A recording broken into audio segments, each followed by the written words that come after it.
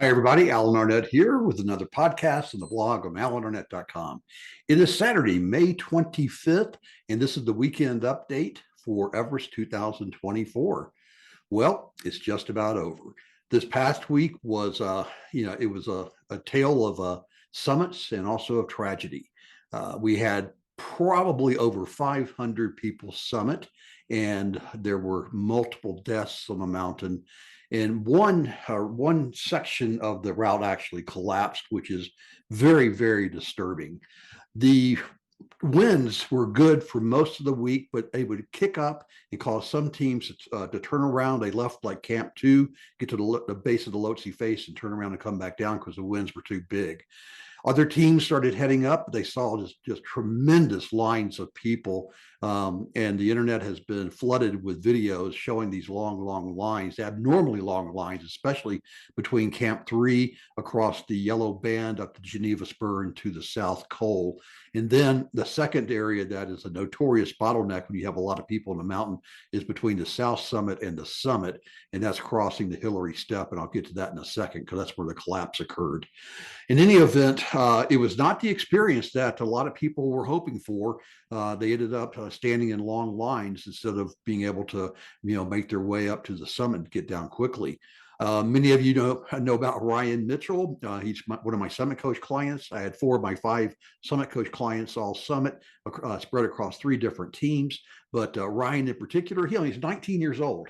And I've told this story before. I'll tell it again because I'm very proud of him. That when he contacted me in December of 2022, he wanted to go climb Everest in 2023, but Ryan had no experience. And we started talking about it. And I said, you'd be better off to spend another year and a half getting that experience and then going with a good solid team in 24, which is exactly what he did. He went and climbed Ecuadorian volcanoes, Denali, Aconcagua, went with Madison Mountaineering, and he made it from the South Col to the summit in a fantastic time of 5 hours.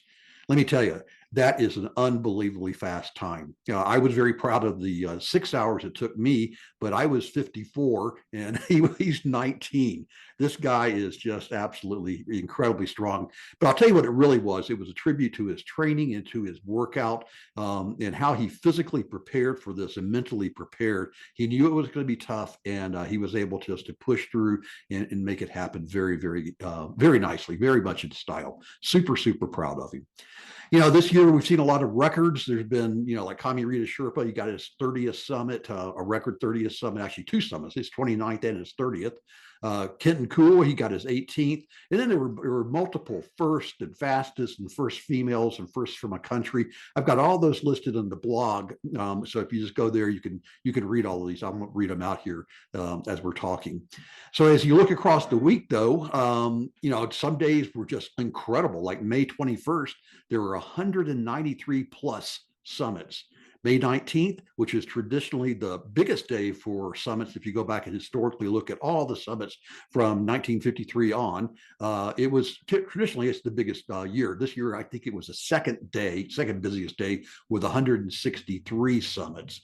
But some days had no summits last week, like I said. So as a result, these expedition leaders, they were just kind of, oh my, they were having to read the Ouija board to try to figure out what, if the forecasts were going to be correct.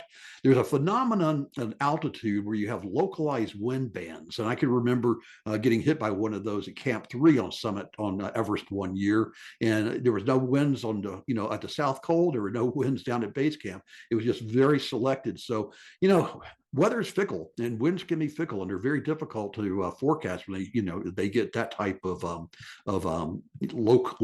locality. Locality, is that the right word? Anyway, being just on a narrow band at a certain altitude. So let's talk about that cornice collapse. So the videos that I've seen and the reports that I've gotten, I've talked to people that it sounds like that first off, this year, we've already talked about this a lot, that in the Himalayas, it was an unusually warm year with unusually little snow.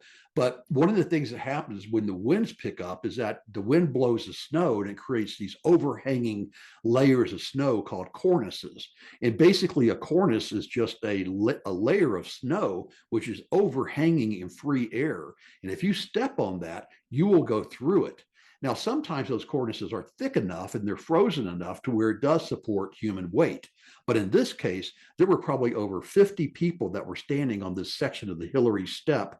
Remember now, it's not the same rock climb like I did back in 2011. Now it's just a slope. It's a snow slope. And if you get a little bit off route and you step on that cornice, then you are going to poke right through it, especially with 50 people. That's exactly what happened. And there were multiple people that went down the Kanshung face. That's a 10,000 foot vertical, near vertical rock face that goes into Tibet. And if you once you start falling, there's virtually zero chance that you can self-arrest or stop your fall. It's going to be fatal, 99.999% of the time. So sadly, several people did go down, but they were saved by being clipped into the fixed rope. You heard me say this often through every Everest and through some of my narratives, is that a golden rule is never, ever, ever be unclipped from the fixed rope. And we don't know all the details, but two people did not get saved by the fixed rope. I don't know if it broke. I don't know if they were unclipped. And I'm not going to speculate, but I'm going to send my dearest condolences to the family of Daniel Paul Peterson, a British climber, and he was climbing with Sherpa Paz Tinji Sherpa. He was only 23. Paul was 40 years old. Separately, the Kenyan, affectionately known as CK, he was climbing with Nawang Sherpa, and they both died, and Nawang has not been found. They did find CK, but they haven't found Nawang. So it now makes the tragedy list this year that we've seen 4 confirmed deaths. 3 people are still missing on Everest. That's 7 deaths, and 1 person died at the South Col, but he was trying to go to Lhotse. So technically, that would be a Lhotse death, not an Everest death. So 8 in total this year. Sadly, that's about what we expect in modern times. Thankfully, it's down from the 18 that we had last year. So, in that respect, it was a better year than last year, but 1 death is way too many. And for the families, I send my dearest condolences to them. For those of you wondering what happens to especially the families of a Sherpa who dies, there's several. Normally, a lot of the commercial expeditions companies will support the family, such as paying school tuition for children and things like that. If you're interested in supporting the families of Sherpas who have died, then the Juniper Fund, headed by Dave Morton and Melissa Arnott, is an excellent, outstanding charity organization, nonprofit, that takes those donations and then distributes it to the families of Sherpas who have died on climbing mountains and guiding people. So again, my condolences to everybody. Hey, one of the things that's also kind of gone on this year, which is kind of interesting, is that the success rate. So I'm estimating now that there's been around 600 total summits on both sides. And that breaks down to about 175 clients supported by 235 Sherpas on the Nepal side, and then about 50 split pretty evenly on the Tibet side. On the Nepal side, they issued 421 permits to foreigners. And so if my numbers are right, that means that there was a success rate of about 41% this year, compared traditionally from 2000 to 2023 for clients only of 58%. So 41 this year compared to 58 over the last 23 years. So something's going on that caused people not to summit quite at the same rate as they do traditionally. My guess is that because of this lack of snow and warm, that the Lhotse face was very difficult this year. Many people talked about it. Also, as we all remember, it took the icefall doctors an additional 12 days to get the icefall route in through the icefall, because there were so many crevasses. So it became very circuitous. It took people up to 10 hours. Normally it takes about 6 hours to go through the icefall. So you could have some fallout there. Normally you expect about a 40% fallout, but this year it seems like it was much more than that. It could have been the crowds that people got discouraged and gave up on their summit push. So lots of different things going on. That's a type of question that you're never really going to know unless you want to go interview, about 300, 400 people and find out why they all turned around. So I'd love to do that actually, but it'd be kind of fun, but I'm not. Okay, so coming up next week, things are really winding down. The only team left on the north side is Adrian Bollinger with Alpenglow, and they're on their summit push right now, heading up. They're probably at the South Col, at the North Col, maybe even up to the next camp above the North Col, but they'll summit the next day or two. Another team, Elite Adventure, has got a team going up, I believe, today, Saturday, May 25th, and they'll probably summit in the morning if they can make it. There's a typhoon that's building up in the Bay of Bengal. It's supposed to have landfall here soon. It's supposed to ease off to the right of Nepal into over Bhutan, but there still could be some band winds that hit the mountain. And anyway, the start of the monsoon season is just around the corner. So it's about time things are going to wrap up. And I think by the middle of next week, it's icefall doctors are going to be dismantling the route through the icefall. They take the ladders down every year and store them and gore it up, and they put them back up the next year. The ropes generally stay up. They don't take the ropes down. Every now and then there'll be a team that'll go up and try to clean up the ropes and cut out the old ropes. The UV rays from the sun make those ropes really weak. So you don't want to reuse them. It would cost you your life if you clip into an old rope. So that's one of the challenges of figuring out the new rope and the old rope if they're both still there. I laughingly tell the story of being on K2 and coming up to a spider web full of ropes, and there was like 3 or 4 of them, and I couldn't tell which one was a new one, so I just clipped into all of them. Okay, so that's it for the weekend update. I'm going to do a short narrative to wrap this podcast up. I'm going to talk about descending from the summit. Last week, I talked about the climb going from the South Col up to the summit and arriving on the summit. So we're going to pick up there.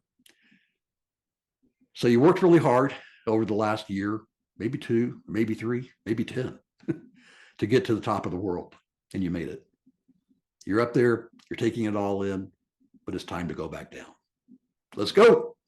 Your Sherpa says to you. I remember this well. I remember Kami looking at me, just kind of nodded. Let's go. Stood up, zipped up my down suit, made sure my oxygen mask was on properly. I never unclipped from the fixed rope. Clipped, pushed the Jumar down the rope. You don't really need the Jumar at this point, so took the Jumar off, clipped it on my harness, and I had my carabiner, my locking carabiner in. Started heading down. Got to the top of the Hillary step. This time, it was truly a rock climb, about 100 feet, pretty vertical, probably 80 degrees. So I turned around facing inward, clipped into the fixed rope, pulled my Jumar back out. This is a place where you don't want to fall. Facing in, I started down climbing, taking careful steps. Right step on a little outcropping, then the left. Mittens, grasping the rock as easy as I could. Pulling the Jumar, take a step lower and lower. Gravity. All of a sudden, gravity is not my friend. I got to the bottom of the step pretty quickly. Probably took me 5 minutes, maybe even less. But all of a sudden, I couldn't breathe. I was like gasping for air. I didn't know what was going on. I knew that we had enough oxygen. I knew I'd checked the cylinder at the top, on top, but all of a sudden now there was no air coming in. Instead of having that nice cool air, my mask was all musty and I could only smell my own breath.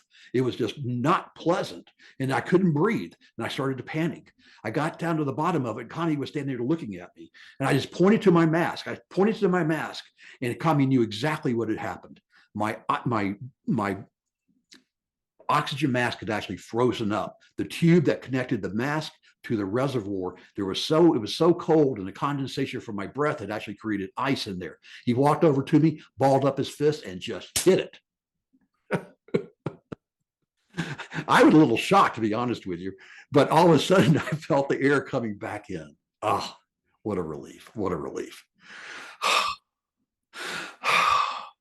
2 or 3 deep breaths. Took a minute, let my pulse calm down. It's hyperventilating and overheating and over everything at 28,800 feet or whatever the Hillary step is. Okay, time to go. This time I crossed the Kanshung Traverse. Oh my gosh. It was daylight now. I'd gone up it in the dark. So I couldn't tell what was on either side. Looked to my left, looked to my right. All I could see was Tibet to my left and Nepal to my right, falling 10,000 feet lower. It was something else. I knew I didn't want to fall now. So stayed clipped into the fixed rope. I got to the base of the south summit. Now I got to up climb. I thought I was done with this up climbing. I'm going down, not up. Got up to the top of the south summit, and I saw some people coming up now the southeast ridge, same place I was just maybe a couple hours ago. There's only one rope there, so you got to be careful. Started heading down, slow, short, simple steps.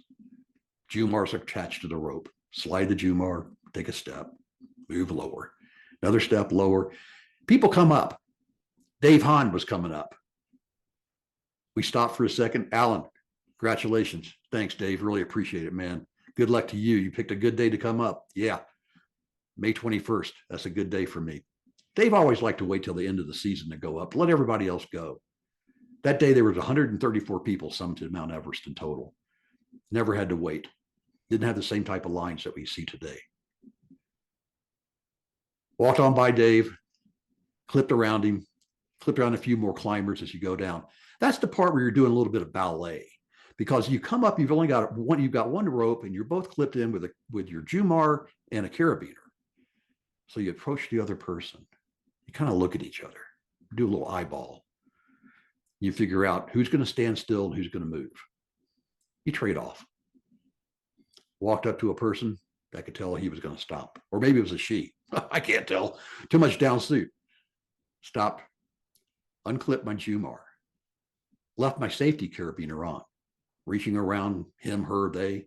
I clipped my Jumar back in on the other side. Almost hugging the person. In fact, I was hugging the person.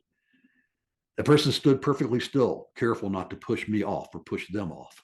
They stayed clipped in. I reached back, unclipped my safety carabiner, took it around the other side and put it in front of my Jumar going downhill. Took one more step, said, thank you. The other person threw their mask. I have no idea what they said. You can barely understand each other wearing those oxygen masks. But there was a smile. There was an acknowledgement that I was coming down, they were going up. We wished each other the best. Kept on going. Repeated that process just a few times. Got back down to the balcony. Miriam was already there. She was such a strong climber. She was sitting there on the balcony. One of the Sherpas took our picture. I've got that picture. She's sitting there holding up two fingers, victory. I'm over there leaning against my knees on life support. Oh, I was so tired. Oh, I'm so tired. And now I've got to go down the triangular face to get to the South Col. Well, I was tired. We swapped out the oxygen bottle that we had left there going up. So I knew I had plenty of O's to get back down. Wind to calm down. I was now on the lee side of the mountain. So no real problem there. Sun was up and shining. It's probably 10, 11 o'clock in the morning. No. It was earlier than that. We summited at 5 a.m. Stayed on the summit for about 20, 30 minutes. So it was probably more like 7, 8, 9 o'clock in the morning. Doesn't matter. Sun was up. I summited Mount Everest. I was feeling good, but I was exhausted. Oh, fatigue, debilitating fatigue. Luckily, I was going downhill, but the snow was a little soft. It would bail in my crampons. Lean over, lift up a boot, take my ice axe, bang, bang, bang. Snow falls out of my crampon spikes. Okay, that's better. Now I've got purchase. Now I can move down the triangular face with a little bit of ease. Oh, man, this seems a lot longer than when I went up. I'm tired. Sucking the O's. Try my best to keep going. You know, this guy's stay focused at all times, whether you're going up or you're going down. Finally, the terrain began to ease as I approached the South Col. Spotted where my tent was, where I'd left some of my gear, my sleeping bag. Went over. It was everything I could do not to take off my boots, crawl in that tent, and just fall asleep. But I didn't. I did take off my crampons, crawled in my tent. rolled up my sleeping bag, my sleeping pad, lashed it onto my pack. Kami came over with a little bit of water, not a lot of water now. And I am seriously dehydrated and I'm tired. I'm so tired. We started heading down towards the Geneva Spur. It's pretty flat between the South Col and the Geneva Spur, which I appreciated. Got to that little rocky outcropping. I remember coming up that. Remember that one I told you about where I tore the bottom of my down suit and all the feathers were coming out? Well, they were still coming out. So got down that rock face, got down to fairly well-trodden boot path. Kept on going to the yellow band. I remember the first time in 2002, I went down the yellow band. I actually put my Jumar on upside down so I could keep myself from falling. That's how exhausted I was that year. I didn't summit that year. I had just summited and I was exhausted now. I don't know where the energy comes from to keep you going when you're going down like that, but you're tired. Oh my gosh, you're tired. Got down the yellow band, crampon scraping over the rock. Kept going, turned to the right. Now I'm on the Lhotse face proper, heading down towards Camp 3. I know I'll get to Camp 3. Just all I gotta do is stay on the fixed ropes. Now there's two. There's one going up and one going down, but there's not many people coming up now. There's a number of us going down. Pulled into Camp 3, and there's no tents there. It's a temporary camp, mostly for when you're going up. They take down the tents and take them up to the South Col, so there's no tents left at Camp 3. But there are some depressions left there. I needed to stop. I'm tired. I'm so tired. Sat down in one of the pits, my legs in the pit. All I wanted to do was just roll over. My head kept bobbing. I kept falling asleep, sitting there. Kami comes over. No sleep, no sleep. He shook me. Okay, all right, I got it. I understand. Kami knew if I fell asleep, I might never wake up. I was so tired. Zombie. We only stayed there a few minutes, had a little something to eat, a little bit of water, started down climbing the Lhotse face. There's steps in the Lhotse face now from all the traffic. I took advantage of those steps. Slide the Jumar, take a step at a step. Kept on going. Not making good pace, but not a bad pace. It's an Everest pace. Move, move, just keep moving. If you don't move, you're not going to get anywhere. Move. I don't care how slow it is. I don't care how tired you are. Just move. Just move. Another step, finally, to that ladder that crosses that Bergstrom at the base of the Lhotse face. Another ladder. I know I've got more of them to go. Reached the bottom of the Lhotse face where it gets pretty flat now, going over to Camp 2. Stumbling, literally stumbling. I'm so tired. My legs are just weak, no energy. Still on the O's, going slowly. Kami's very patient with me. Pretty soon we see a couple of people coming towards us. A couple of cooks. They've got hot lemon. Oh my gosh. What a blessing. Saints. They come out, congratulations, summit. We all hug each other. Take a little tin cup, fill it full of hot lemon. Oh, God, it tastes so good. I'm so thirsty. I'm so tired. I'm not hungry. I lost all my appetite. Pulling the Camp 2. Time to take off the boots. I had my booties, my down booties up there. I always take my down booties everywhere I go. Take off the crampons, take off the down suit, change into something a little more comfortable with still plenty of protection.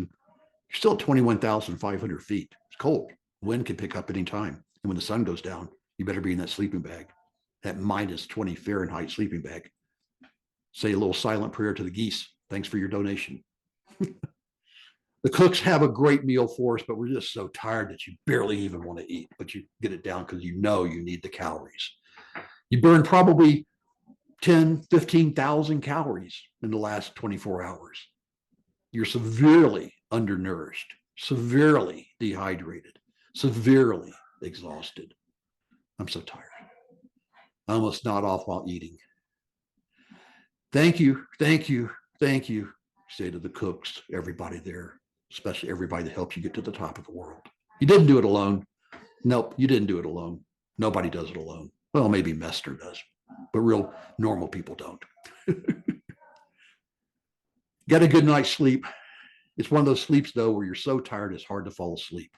It's an oxymoron, but eventually you do drift off. I don't dream. Don't dream at that altitude. I don't remember dreaming if I did. Get up the next morning, good breakfast, head down the Western Coombe, going downhill for real now, crossing a few ladders across the crevasses. Pull into where Camp 1 was, is no longer there. We stop, again, take a short break, a little water. Now we're going to head down the Khumbu Icefall for the last time. As I'm walking through with Kami, Miriam, Mingma, a few other people are with us. We're going down the Khumbu Icefall. I look to my right and I see that big old serac hanging up there. That's the one that collapsed in 2014, killing 16 Sherpas. We're climbing it early in the morning. Sun hadn't hit it yet. It's maybe 6 a.m. I'm trying to get through it as quick as I can, but I'm still tired. My body is beat up. I'm exhausted. Making progress through it, crossing the ladders, carefully clipping in each time. Kami's ahead of me. And all of a sudden I hear behind me this massive, this white noise, crushing noise. One of those towering seracs that's in the icefall had just collapsed right on the route where we were literally 4 minutes ago. If I had been 4 minutes slower, Kami would have been 5 minutes slower. We would have been taken out by that. Once again, Everest gives us, Everest takes away. I fell in a crevasse back in 2002 on my first trip there. Thankfully, my teammates Rob and Geralder pulled me out. It's the second time on Everest that I've dodged it. I took behind me, and all I see is a debris field of ice cubes. Some are small, some are the size of a book, some are the size of a basketball. I wouldn't have survived. Get through that ice fall. You got to the football field, kind of flat section in the middle of the ice fall. Then you get to where the prayer flags are. That marks really the beginning of the serious ice fall. But this, on me, it marks the end of the serious ice fall. Got to the bottom of the ice fall. Looking out over base camp, I can see it now. It's big, sprawling. I look for our camp. I look for my tent. That's where I want to go. I want to go there, and I want to go to sleep. I'm so tired. Stumbling to crampon point, I take off my crampons for the last time. Hook them together, strap them, attach them to the outside of my pack. I feel like a real mountaineer now. I've just climbed Mount Everest, and I'm so tired. So tired. Connie and I walk through base camp. You see a few of your friends that you've made, some old friends and new friends, but everybody's, congratulations, way to go, man, way to go. I feel like a rock star there for a minute. And I look at him and go, hey, thank Kami. Pull up into the ING camp, who I was climbing with. Greg and On Jambu come out. They say, hey, congratulations, guys. Man, you went fast. God, you did well. Thanks, Greg. Thanks, Jambu. Thank you, Kami. Thank you, Kami. Thank you, Kami. They say, hey, we got some beer over there. First time they've given us anything like that, the entire expedition. Go over and pop off. I don't even remember what beer it was. I think it was Everest beer. How ironic, how appropriate. Well, had my beer. Greg says, all right, we're leaving first thing in the morning. What? Well, time is money on Everest, so they want to get everybody up and off. We were the last team that year. We had 28 people on the team. I don't remember how many people summited. Most everybody did. But we had a huge group there, 28 people, probably 60 Sherpas to do all the carrying and support people like me. Next morning we got up and started the trek. I enjoyed the trek. I love the trek. Some people take helicopters out. I think they're missing out. Made it through Parachet, Gorit Shep, Pengboche, stopped in to go see Lama Geshe. Miriam and I did. Lama Geshe's passed on now, but he was a gentle soul. Ah, just a beautiful, beautiful man, beautiful human. Born in Tibet, studied with the Dalai Lama in the Portala Palace in Lhasa. He lived in Pangboche. He did pujas, blessed trekkers, blessed climbers, blessed anybody. We had gotten a puja blessing from him going in, but Miriam and I, we wanted to go back and thank him for the blessing. He was so pleased. God, he was so pleased. Big, kind of a round, rotund face. When you held his hand, his hands were always perfectly warm. They were warmer than they should be. I think that reflected his inner warmth, his inner love. He didn't speak any English, spoke only Tibetan. So his wife, daughter did the translation, or the Sherpa with us. Of course, Kami was there. We were all smiles. Lama Geshe said, "Thank you for coming to see me. No one ever comes to see me after the climb. They only come see me before the climb. So I really means a lot." Look over on his wall. He's got pictures of people that have sent it to him with their summit photos. Lama Geshe. I miss him. I attended probably 4 or 5, 6 different pujas with him, blessings at his house in Pangboche. We left and headed on down to Namche Bazaar, enjoyed sleeping inside, enjoyed a good meal, even though the meals at base camp were incredibly good. Made the trek the next day all the way from Namche to Lukla. Able to catch an airplane pretty quickly. A lot of times you end up getting stuck in Lukla for 2 or 3 days because of the weather. Landed in Kathmandu at the domestic terminal. Went to the Hotel Tibet. Took a shower, a long shower, a long hot shower. Collapsed in bed. I'm still so tired.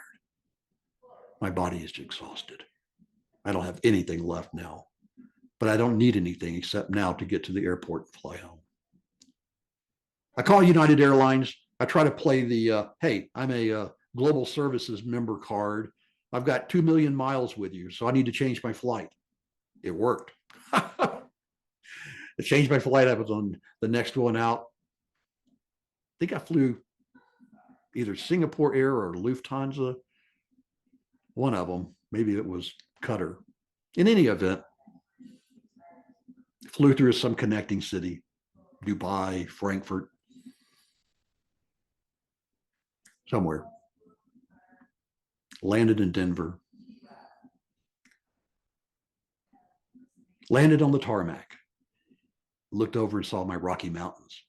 I saw Long's Peak. I'd summited Long's Peak probably 40 times preparing to go to Mount Everest. I climbed it well over 200. That was my climbing peak. That was my local Mount Everest. You know, Ed Viesturs always says that the summit is optional and the return is mandatory. Well, you're absolutely right, Ed. And I was home. Climb on. This is Alan. And remember, memories are everything. Thanks for listening, gang.